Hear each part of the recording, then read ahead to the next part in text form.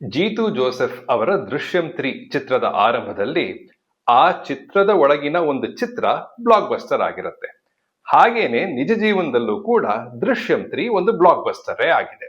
ಒಂದು ಸಸ್ಪೆನ್ಸ್ ಚಿತ್ರದಲ್ಲಿ ಹೇಗೆ ಹೇಗೆ ಅನ್ನೋ ಪ್ರಶ್ನೆ ಬರೋ ಹಾಗೆ ದೃಶ್ಯಂ 3 ಬ್ಲಾಕ್ ಬಸ್ಟರ್ ಅಂತ ಕೇಳಿ ಆದ್ಮೇಲೆ ನನಗೆ ಬಂದ ಪ್ರಶ್ನೆನೂ ಅದೇನೆ, ಹೇಗೆ ಅನ್ನೋದು. ಈ ಚಿತ್ರ ಬ್ಲಾಕ್ ಬಸ್ಟರ್ ಆಯ್ತಾ, ಹೇಗೆ ಅನ್ನೋ ಪ್ರಶ್ನೆಯನ್ನ ನಾವು ಬೇರೆ ಕೆಲವು ಚಿತ್ರಗಳನ್ನ ನೋಡಿ ಕೂಡ ಕೇಳಬಹುದು. ಹಾಗೇನೆ ಕೆಲವು ಒಳ್ಳೆಯ ಚಿತ್ರಗಳನ್ನ ಪ್ರೇಕ್ಷಕರು ತಿರಸ್ಕರಿಸಿದಾಗ ಕೂಡ ಬರೋ ಪ್ರಶ್ನೆ ಅದೇನೆ, ಹೇಗೆ ಅನ್ನೋದು. ಸರಿ, ಈಗ ವಿಮರ್ಶೆಗೆ ಬರೋಣ.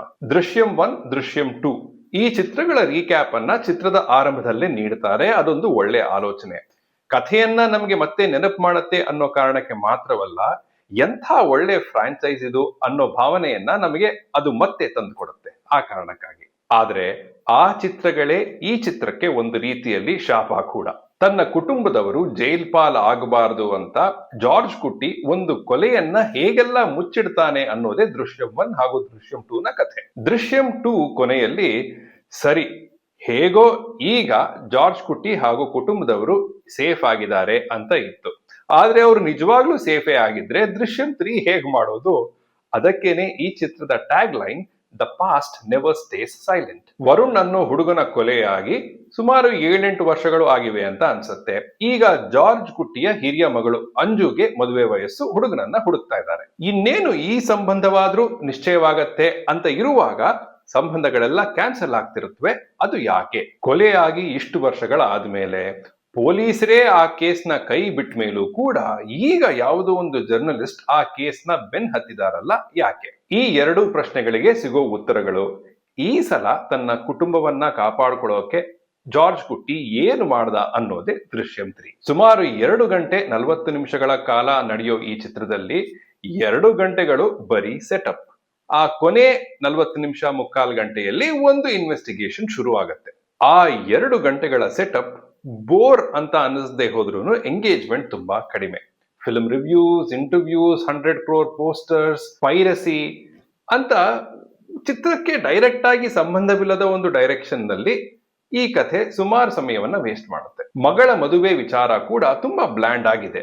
ಜರ್ನಲಿಸ್ಟ್ ಟ್ರ್ಯಾಕ್ ಕೂಡ ತುಂಬಾ ಹೈ ಲೆವೆಲ್ ನಲ್ಲಿ ಇರುತ್ತೆ. ತುಂಬಾ ಸ್ಪಿರಿಟೆಡ್ ಆಗಿ ಫುಲ್ ಫ್ಲೆಚ್ಡ್ ಆಗಿದೆ ಅಂತ ಅನ್ಸೋದಿಲ್ಲ. ದೃಶ್ಯಂ 1 ಹಾಗೂ ದೃಶ್ಯಂ 2 ನಲ್ಲಿ ಬಂದ ಪಾತ್ರಗಳನ್ನ ಇಟ್ಕೊಂಡು ಕಥೆಯನ್ನ ಮುಂದಕ್ಕೆ ತಗೊಂಡು ಹೋಗೋ ಪ್ರಯತ್ನವನ್ನ ಮಾಡ್ತಾರೆ. ಆದ್ರೆ ಒಂದು ಆಮಯ ವೇಗದಲ್ಲಿ ಮಾತ್ರ. ಜಾರ್ಜ್ ಕುಟ್ಟಿ ಈಗ ಆಬ್ಸೆಂಟ್ ಮೈಂಡೆಡ್ ಆಗಿದ್ದಾರೆ ಅಂತ ಹೇಳಿದಾಗ ನನಗೆ ಅಯ್ಯಯ್ಯೋ ಅಂತ ಅನ್ನಿಸ್ತು. ಜಾರ್ಜ್ ಕುಟ್ಟಿಯ ಸ್ಟ್ರೆಂತೆ ಆತನ ಪ್ಲಾನಿಂಗ್, ಆತನ ಸ್ಕೀಮಿಂಗ್. ಅಂಥವನಿಗೆ ಮರುವು ಅಂದಾಗ ಏಕಲವ್ಯನಿಗೆ ಹೆಬ್ಬೆಟ್ಟು ಇಲ್ದಿರೋ ಹಾಗೆ ಆಯ್ತಲ್ಲ ಅಂತ ಅನ್ನಿಸಿ, ಸರಿ ಬಿಡು ಇನ್ನೇನು ಕಥೆ ಮುಗಿಯತ್ತೆ ಇದೇ ಕಾರಣದಿಂದ ಅಂತ ಅನ್ಸ್ಬಿಡ್ತು. ಆದ್ರೆ ಆ ಎಲಿಮೆಂಟ್ ಅನ್ನ ಈ ಕಥೆಯಲ್ಲಿ ತುಂಬಾ ಶಕ್ತವಾಗಿ ಏನು ಬಳಸ್ಕೊಂಡಿಲ್ಲ. ಇದೆಲ್ಲ ಇದ್ರೂ ಫಸ್ಟ್ ಹಾಫ್ ಬೋರಿಂಗ್ ಆಗಿ ಇರ್ಲಿಲ್ಲ ಅಂತ ನಾನ್ ಹೇಳೋದಕ್ಕೆ ಕಾರಣವೇ ಮೋಹನ್ ಲಾಲ್ ಎಂಬ ನಟ. ಸದಾ ಏನನ್ನೋ ಹುಡುಕ್ತಿರೋ ಕಣ್ಣುಗಳು, ಯಾರನ್ನೋ ಎದುರು ನೋಡ್ತಿರೋ ಭಯ, ಪಾಪ ಪ್ರಜ್ಞೆ ಎಲ್ಲವೂ ತುಂಬಿರೋ ಒಂದು ನೋಟ. ನಾನು ತುಂಬಾ ಸಲ ಯೋಚನೆ ಮಾಡಿದೀನಿ ಇವರ ನಟನೆಯನ್ನ ಹೇಗೆ ವರ್ಣಿಸೋದು ಅಂತ. ಇವತ್ತು ಸ್ವಲ್ಪ ಇದು ಹೊಳೀತು. ಸರಿ ಇದ್ಯಾ ನೋಡಿ, ಒಂದು ದೊಡ್ಡ ಸಮುದ್ರ, ಅದರಲ್ಲಿ ಅಷ್ಟು ನೀರು, ಆದ್ರೆ ಅದರ ಪರಿವೆಯೇ ಇಲ್ಲದೆ, ಅದರ ಅರಿವೇ ಇಲ್ಲದೆ ಒಂದು ಸಣ್ಣ ಮೀನು ಅಂತಹ ದೊಡ್ಡ ಸಮುದ್ರದಲ್ಲಿ ಹಾಯಾಗಿ ಆರಾಮಾಗಿ ಈಜ್ಕೊಂಡು ಹೋಗ್ತಾ ಇದೆ. ನನಗೆ ಇವರ ಅಭಿನಯವನ್ನ ನೋಡಿದಾಗ, ಇವರು ಆಯ್ಕೆ ಮಾಡ್ಕೊಳ್ಳೋ ಪಾತ್ರಗಳು, ಆ ಪಾತ್ರದಲ್ಲಿ ಇವರು ಅಭಿನಯಿಸುವ ರೀತಿಯನ್ನ ನೋಡಿದಾಗ ಇದೇ ಒಂದು ಇಮೇಜ್ ಬಂದದ್ದು. ಆಬ್ಸೆಂಟ್ ಮೈಂಡೆಡ್ ಆಗಿರೋದನ್ನ ತೋರಿಸೋದಾಗ್ಲಿ, ಹೆಂಡತಿ ಮಾಡ್ಕೊಟ್ಟ ಬ್ರೇಕ್ಫಾಸ್ಟ್ ನ ಗಬಕ್ ಅಂತ ಬಾಯಲ್ಲಿ ಹಾಕೊಂಡು ಆ ಫ್ರಾಕ್ಷನ್ ಆಫ್ ಅ ಸೆಕೆಂಡ್ ಅಲ್ಲಿ ಹಾಸ್ಯವನ್ನ ಹುಟ್ಟಿಸೋದಾಗ್ಲಿ, ಒಂದು ಸಣ್ಣ ಬ್ಲಿಂಕ್ ಅಂಡ್ ಮಿಸ್ ಮೊಮೆಂಟ್ ಅಲ್ಲಿ ಜಗಲಿಯ ಆ ಕಡೆಯಿಂದ ಈ ಕಡೆಗೆ ಕಾಲ್ ಹಾಕೊಳ್ಳೋದಾಗ್ಲಿ, ಎಲ್ಲವೂ ಎಫೆಕ್ಟಿವ್. ಆದ್ರೆ ಅವರ ಎಫರ್ಟ್ ಮಾತ್ರ ಕಣ್ಣಿಗೆ ಕಾಣಿಸೋದಿಲ್ಲ. ಸಹದೇವನ್ ಅನ್ನೋ ಒಂದು ಪಾತ್ರ, ಸರಿ ಆತ ಆಲ್ಕೋಹಾಲಿಕ್, ಆದ್ರೆ ಆತನ ಕಣ್ಣುಗಳು ಸದಾ ಅಷ್ಟು ಆಬ್ವಿಯಸ್ ಆಗಿ ಡಾರ್ಕ್ ರೆಡ್ ಆಗಿ ಇರ್ಬೇಕಿತ್ತ? ಜಾರ್ಜ್ ಕುಟ್ಟಿ ಇಲ್ಲಿವರೆಗೂ ಗೆದ್ದಿರೋದು ಅದೃಷ್ಟದಿಂದ ಅಂತ ಪದೇ ಪದೇ ಪ್ರಸ್ತಾಪವಾಗ್ಬೇಕಿತ್ತ? ಫೈನಲ್ ಆಕ್ಟ್ ನಲ್ಲಿ ಆ ಜರ್ನಲಿಸ್ಟ್ ಎಲ್ಲಿ ಹೋದ್ರು? ಆ ಜರ್ನಲಿಸ್ಟ್ ನ ತಂದೆ ಅಂತ ಒಬ್ಬರನ್ನ ತೋರಿಸ್ತಾರೆ. ಆ ಕಾಸ್ಟಿಂಗ್ ಕೂಡ ನನಗೆ ಸರಿಯಾಗಿತ್ತು ಅಂತ ಅನ್ನಿಸ್ಲಿಲ್ಲ. ಯಾರು ಈ ಚಿತ್ರದಲ್ಲಿ ಜಾರ್ಜ್ ಕುಟ್ಟಿಗೆ ತೊಂದರೆಯನ್ನ ಕೊಡ್ತಿರ್ತಾರೋ ಅವರ motive theoretically correct, logically correct, ಆದ್ರೆ ಅದನ್ನ ಎಮೋಷನಲಿ ಕನ್ವಿನ್ಸಿಂಗ್ ಆಗಿ ಹೇಳಲಾಗಿಲ್ಲ ಇಲ್ಲಿ. ಜಾರ್ಜ್ ಕುಟ್ಟಿಯ ಮೋಟಿವ್ ಬಗ್ಗೆ ಹೇಗೆ ಯಾರಿಗೆ ಯಾವತ್ತೂ ಪ್ರಶ್ನೆನೇ ಇರ್ಲಿಲ್ವೋ ಆ ಮಟ್ಟ ಕಲ್ದಿದ್ರು ಕೂಡ ಈ ವ್ಯಕ್ತಿಯ ಅಥವಾ ಈ ಗುಂಪಿನ ಒಂದು ಮೋಟಿವ್ ಅದಕ್ಕೆ ಸಮೀಪದಲ್ಲಾದ್ರೂ ಇರಬೇಕಿತ್ತು.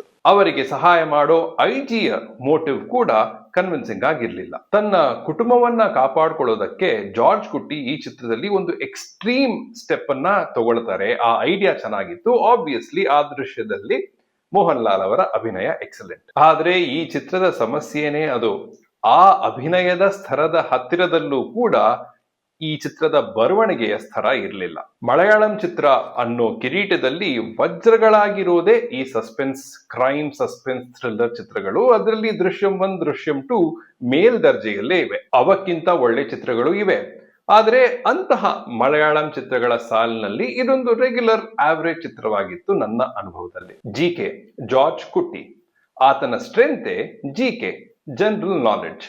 ಆತ ಮುಂದೆ ನಿಂತಾಗ ಆತನ ಕುಟುಂಬಕ್ಕೆ ಯಾರೂ ಹಾನಿ ಮಾಡೋಕ್ಕಾಗಲ್ಲ ಜೋಕೆ. ಆದ್ರೆ ಅನ್ಫಾರ್ಚುನೇಟ್ಲಿ ಈ ಚಿತ್ರ ಮಾತ್ರ ಓಕೆ